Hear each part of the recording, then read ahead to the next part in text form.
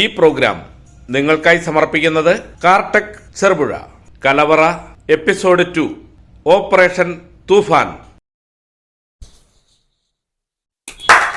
Hello സുഹൃത്തെ, just ഇങ്ങോട്ട് വരും, ഒരു കാര്യം ചോദിക്കാണ്. എന്നാട്ടാ? നിങ്ങൾ ഈ നാട്ടുകാരനല്ലാന്ന് എനിക്ക് തോന്നുന്നു. ഞാനിവിടെ കുറെ കാലമായിട്ട് ഇല്ല ആളാണ്. അപ്പോൾ പതിവില്ലാതെ നിങ്ങൾ കുറച്ച് ദിവസമായിട്ട് ഇവിടെ ഇങ്ങനെ കാണുന്നുണ്ട്. പിന്നെ നിങ്ങളുടെ അടുത്ത് കുട്ടികളും ചെറുപ്പക്കാരെല്ലാം ഇങ്ങനെ വരുന്നുണ്ട്. എന്നാണ് ബിസിനസ് അറിയാൻ വേണ്ടി ചോദിക്കുന്നത്. അത് പിന്നെന്ന് പറഞ്ഞാൽ ചേട്ടാ, ഓരോരുത്തർക്കും ഓരോ ബിസിനസ് അല്ലേ. ചേട്ടൻ ഇപ്പൊ ചേട്ടന്റെ ബിസിനസ് കൊണ്ട് ഇവിടെ ഇരിക്കുന്നു. ചേട്ടന്റെ അടുത്ത് വന്ന ആൾക്കാർ സാധനം വാങ്ങുന്നു, അതിന്റെ കാശ് തരുന്നു, അവര് പോകുന്നു. ചേട്ടന്റെ ബിസിനസ് ചെയ്യുന്നു, ഞാൻ എന്റെ ബിസിനസ് ഇടപാടുമായിട്ട് പോകുന്നു. അപ്പൊ നമുക്ക് അങ്ങോട്ടും ഇങ്ങോട്ടും ഒരു CCTV വെച്ച് സെൻസസ് എടുക്കേണ്ട കാര്യമൊന്നുമില്ല. അവരവരുടെ വഴിക്ക് അത് അവരോട് നോക്കി പോകുന്നു. പരിചയമില്ലാതുകൊണ്ട് ചോദിച്ചതേ ഉള്ളൂ. എല്ലാരെയും ഇപ്പൊ നമുക്ക് പരിചയമുണ്ട്. ആരെല്ലാം വരുന്നു, ആരെല്ലാം പോകുന്നു. ഈ ലോകത്ത് എത്ര മനുഷ്യരുണ്ട്. അവര് വരുമ്പോൾ പോവുകയെല്ലാം ചെയ്യും. എന്താ മുട്ടായിരം പൈസ ചേഞ്ച് ഇല്ലല്ലോ. ബാക്കി പൈസക്ക് ലോട്ടറി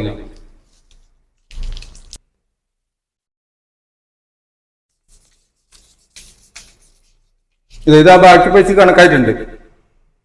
ഇന്നത്തെ നിങ്ങള് രാവിലെ പറഞ്ഞ ഇൻഫർമേഷൻ വെച്ചിട്ടേ ഞാൻ ആ ബസ് സ്റ്റോപ്പിന്റെ പുറകിൽ മയക്കുമരുന്ന് കൈമാറുന്ന സീൻ എടുത്തിട്ടുണ്ട്.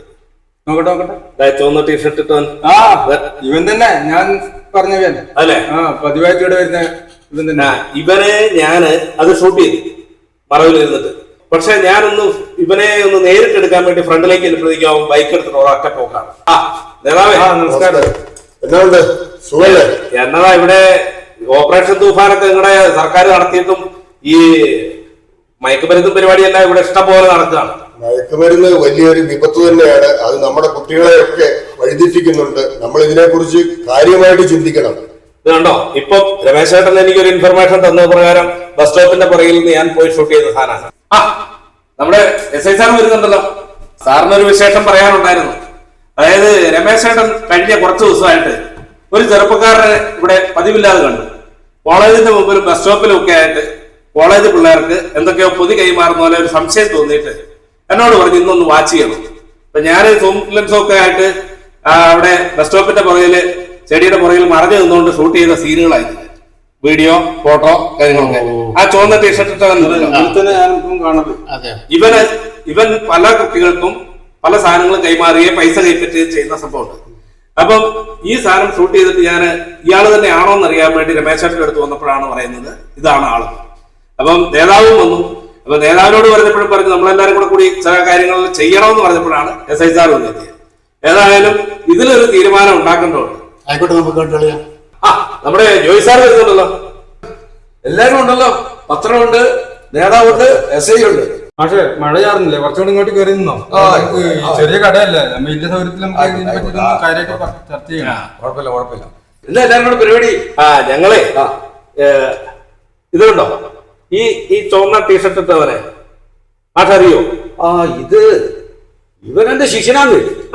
നമ്മുടെ എടപ്പാടി സജി എന്ന് പറയും. അത് ശരി. അപ്പം ആളെ വരെ തിരിച്ചറിഞ്ഞു. ഇവരെ കൂട്ടാൻ എന്താ മാർഗം? വൈകുന്നേരങ്ങളിൽ എപ്പം ഇവിടെ ഉണ്ടാവും സാറേ. വൈകുന്നേരം എപ്പോ? എത്ര മണി? ഒരു 4 മണിക്ക് ശേഷം. സ്കൂൾ കോളേജ് വിടുന്ന സമയത്ത് പിള്ളേരെല്ലായിട്ട് ഭയങ്കര ഇടപാട്. നമ്മൾ ചോദിക്കുമ്പോ നമ്മളോട് താങ്കൾ പണിയെടുത്താന്ന് പറഞ്ഞു. ഒരു കാര്യം ചെയ്യാം, നമുക്ക് എല്ലാവർക്കും കൂടെ ഒരു ട്രാപ്പിലാക്കാവേ. ഞാനിന്ന് കണ്ടത് ബസ് സ്റ്റോപ്പിന്റെ പുറകിൽ ഞാൻ ക്യാമറ വെച്ചിട്ടാണ് അവനെ ഷൂട്ട് ചെയ്യാൻ പറ്റിയത്. അങ്ങനെ ഉണ്ടെങ്കിൽ അവിടെ തന്നെ ഉണ്ടാവും. നമുക്ക് വൈകുന്നേരത്തേക്ക് അതിന് വേണ്ട ഒരു എല്ലാവരും ഉണ്ടാവണം കേട്ടോ. തീർച്ചയായിട്ടും എല്ലാവരും റെഡിയാണ്. പ്രത്യേകിച്ച് സാറ് യൂണിഫോം ഇല്ലാതെ തന്നെ അന്നേരം ഉണ്ടാവണം. കാരണം എന്താണെന്ന് വെച്ചാല് നമുക്ക് രഹസ്യമായിട്ട് അവരെ ഒന്ന് വാച്ച് ചെയ്തിട്ട് വേണം പിടിക്കാൻ. അതെ അതെ. ഒരു കാര്യം എനിക്ക് പറയാം, നിങ്ങൾ എല്ലാരും കൂടെ കേൾക്കാൻ വേണ്ടി. നമ്മുടെ നാട്ടില് ഇപ്പൊ ഈ മയക്കുമരുന്നും ഇതിന്റെ വല്ലാത്ത ഒരു കടന്നുകയറ്റം കേട്ടിട്ടുണ്ട്. എനിക്കറിയാം പല വിദ്യാർത്ഥികളും. ഞാനൊരു പൂർവ്വ അധ്യാപനല്ലേ, എന്നെ കാണുമ്പം സാറേന്നും പറഞ്ഞ് ഒരുപാട് സ്നേഹത്തോടെ ചിരിച്ച് സന്തോഷിച്ച് പോയിക്കൊണ്ടിരുന്ന കുട്ടികൾ ഇന്ന് എന്നെ കാണുമ്പോൾ തിരിച്ചു നടക്കുകയാണ്. തിരിച്ചു നടക്കാന്ന് പറഞ്ഞാൽ മൈൻഡ് ചെയ്യാതെ പോവാണ്. അതൊരു എനിക്ക് തോന്നുന്നു ഇതെല്ലാം ഒരു മയക്കുമരുന്നിൽ അകപ്പെട്ടു പോയോ എന്ന് എനിക്ക് സംശയം. അവര് വേറെ അപ്പൊ എല്ലാം പറഞ്ഞ പോലെ ഇന്ന് വൈകുന്നേരം 4 മണിക്ക് നമുക്ക് ആ ബസ് സ്റ്റോപ്പിൽ വെച്ച് തന്നെ ഇവനെ പൂട്ടാം. എല്ലാരും ഒരുമിച്ച് നിൽക്കണം. സാറ് സിവിൽ ഡ്രസ്സിലായിരിക്കണം. വേറെ അധികം പോലീസുകാരെ ഒന്നും കൂട്ടണ്ട.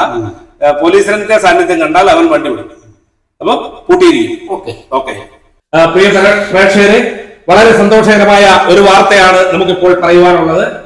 കോളേജിന് മുമ്പിലും സ്കൂളിന്റെ മുമ്പിലും ബസ് സ്റ്റോപ്പിലും ഒക്കെ ആയി നിരവധി കുട്ടികൾക്ക് മയക്കുമരുന്ന് യഥേഷ്ടം വിതരണം ചെയ്തിരുന്ന സജി എടപ്പാടി എന്ന ഒരു കൊടും ക്രിമിനലാണ് ഇപ്പോൾ ഇവിടെ നാട്ടുകാരുടെയും നമ്മുടെ SI-യുടെയും രാഷ്ട്രീയ നേതാക്കന്മാരുടെയും ഒക്കെ അടക്കം പെട്ടിക്കട രമേശ് ചേട്ടന്റെ ഒരു ഇൻഫർമേഷനെ തുടർന്ന് ഞങ്ങൾ ഒരു ട്രാപ്പിൽ ഒതുക്കി അദ്ദേഹത്തെ പിടിച്ചിരിക്കുന്നത്.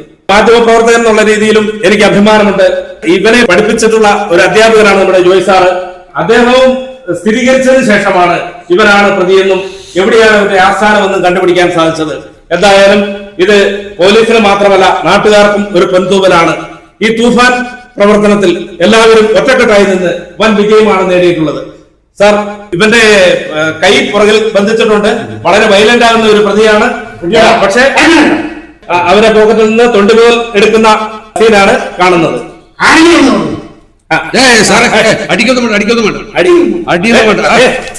ഭയങ്കര വയലന്റ് ആണ്. പക്ഷെ തൊണ്ടുമുതൽ കിട്ടിയിട്ടുണ്ടോ? നോക്കൂ, ഇതെന്നാ ചാർജറോ? ചാർജർ മൊബൈലിന്റെ ചാർജർ. മൊബൈലിന്റെ ചാർജർ ഇതാ മൊബൈലിന്റെ ചാർജറിന്റെ അകത്ത് സമർത്ഥമായി ഒളിപ്പിച്ചിരിക്കുന്ന മയക്കുമരുന്നിന്റെ പാക്കറ്റാണ് പ്രിയ പ്രേക്ഷകരെ നിങ്ങൾ കാണുന്നത്. ഇതാ ഇതൊരു പുതിയ ട്രെൻഡായി മാറിയിരിക്കുകയാണ്.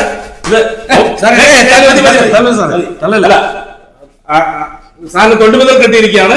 അപ്പം ഇപ്പൊ പുതിയൊരു ട്രെൻഡായി മാറിയിരിക്കുകയാണ്. മൊബൈൽ ചാർജർ കൊണ്ട് കിടക്കുന്ന ആൾക്കാരെ സംശയിക്കുകയല്ല എന്നുള്ള ഒരു തെറ്റിദ്ധാരണ അത് ഇവിടെ പൊളിച്ചിരിക്കുകയാണ്.